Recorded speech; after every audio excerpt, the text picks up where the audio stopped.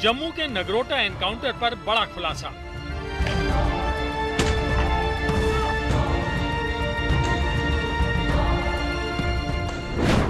छब्बीस 11 की बरसी पर था बड़े आतंकी हमले का प्लान।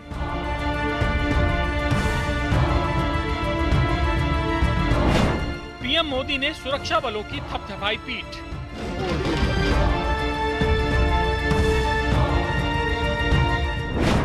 चौकन्ना जवान, फेल पाकिस्तानी प्लान। ये गुरुवार की तस्वीर है जब जम्मू कश्मीर के नगरोटा में सुरक्षा बलों ने पाकिस्तान से आए 4 आतंकवादियों को ढेर कर दिया।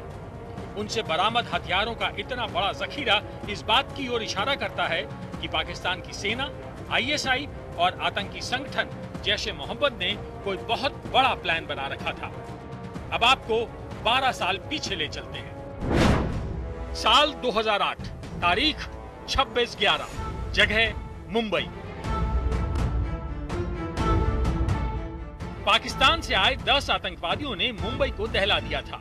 कसाब और उसके साथ आए आतंकी सड़कों पर, होटलों में अंधाधुंध गोलियां चला रहे थे, बेकसूरों की जान ले रहे थे। मुंबई का होटल ताज लपटों में घिरा था। ये मंजर देखकर आज भी रूह कांप उठती है। हम इस खौफनाक हमले का जिक्र इस वजह से कर रहे हैं क्योंकि नगरोटा में हुए एनकाउंटर में मारे गए 4 आतंकी ऐसा ही आतंक मचाने आए थे। मुंबई के आतंकियों की तरह ही उनके पास हथियारों और गोला बारूद की कोई कमी नहीं थी। 11 AK-47 राइफल्स, AK-47 की 24 भरी हुई मैगजीन, 3 चीनी पिस्तौल और उनकी मैगजीन, 29 हैंड ग्रेनेड और इनके अलावा 7.5 किलो RDX। इतने हथियारों और गोला बारूद से मुंबई के 26/11 जैसा हमला करने की साजिश थी। लेकिन नगरोटा के बन टोल प्लाजा पर सुरक्षा बलों ने पाकिस्तान के आतंकी प्लान के चीथड़े उड़ा दिए। बम और गोलियों की बौछार से जैश के 4 आतंकी छलनी कर दिए गए। दरअसल ये 2008 का नहीं, 2020 का हिंदुस्तान है। देश में नरेंद्र मोदी के नेतृत्व वाली सरकार है। पीएम मोदी के नेतृत्व में सुरक्षा एजेंसियां सतर्क हैं। सुरक्षा बलों का हौसला बुलंद है।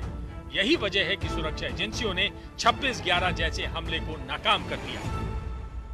26/11 की बरसी से पहले जैश के आतंकियों का एक बहुत बड़ा प्लान था जिसे सुरक्षा बलों ने नाकाम कर दिया। बौखलाया पाकिस्तान तकरीबन 250 से 300 आतंकियों को लैथ अपने लॉन्च पैड पे तैयार रखे हैं हिंदुस्तान के अंदर इन्फिल्ट्रेट करने के लिए। पाकिस्तान लगातार सीज़फायर वायलेशंस कर रहा है, ये सोच करके कि सर्दियों से पहले इन आतंकियों को वो हिंदुस्तान के अंदर ढकेल करके कश्मीर घाटी में अशांति फैलाएगा। नगरोटा एनकाउंटर के बाद भी सुरक्षा एजेंसियां सतर्क हैं। दिल्ली में प्रधानमंत्री नरेंद्र मोदी की अध्यक्षता में हाई लेवल बैठक हुई। इस बैठक में गृह मंत्री अमित शाह, राष्ट्रीय सुरक्षा सलाहकार अजीत डोभाल, विदेश सचिव समेत खुफिया एजेंसियों के आला अधिकारी शामिल हुए। बैठक में बड़ा खुलासा हुआ कि आतंकवादी 26 नवंबर को बहुत बड़ी आतंकी घटना को अंजाम देने वाले थे। 26/11 के मुंबई हमले की बरसी पर इस हमले को अंजाम देने के लिए ही वो ट्रक में छिपकर कश्मीर घाटी की तरफ जा रहे थे। लेकिन राष्ट्रीय सुरक्षा को लेकर कोई समझौता न करने वाली मोदी सरकार के नेतृत्व में पाकिस्तान के मंसूबे पर पानी फिर गया। मुंबई पर 26/11 के आतंकी हमले के 12 साल पूरा होने के मौके पर एक बार फिर पाकिस्तान में बैठे आतंकियों का नई साजिश रचने में जुटे हुए हैं।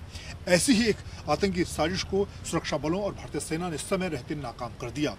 इस बीच प्रधानमंत्री ने इस मुद्दे पर बैठक बुलाकर साफ कर दिया कि कश्मीर से लेकर देश के किसी भी हिस्से में आतंकियों की किसी भी साजिश को कामयाब नहीं होने दिया जाएगा।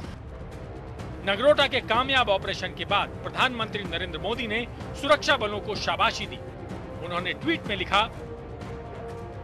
हमारे सुरक्षा बलों ने एक बार फिर अदम्य साहस और पेशेवर रुख का प्रदर्शन किया।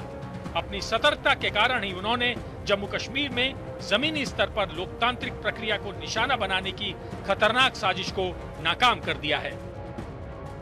एक और ट्वीट में उन्होंने इस हमले के लिए सीधे तौर पर पाकिस्तान को जिम्मेदार ठहराया और लिखा, पाकिस्तान के आतंकी संगठन जैश ए मोहम्मद के 4 आतंकियों का खात्मा और उनके पास मौजूद भारी मात्रा में हथियार और विस्फोटक दिखाते हैं कि बड़े पैमाने पर दहशत पैदा करने और तबाही मचाने के उनके मंसूबे को एक बार फिर नाकाम कर दिया गया है। ब्रिक्स सम्मेलन में पीएम मोदी ने आतंकवाद के मुद्दे पर पाकिस्तान को निशाने पर लिया था। आतंकवाद आज विश्व के सामने सबसे बड़ी समस्या है।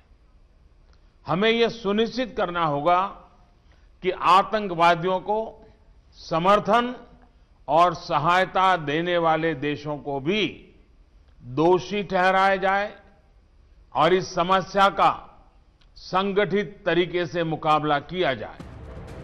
दरअसल 370 हटाए जाने के बाद से ही पाकिस्तान बौखलाया हुआ है। कश्मीर की शांति उसे रास नहीं आ रही है।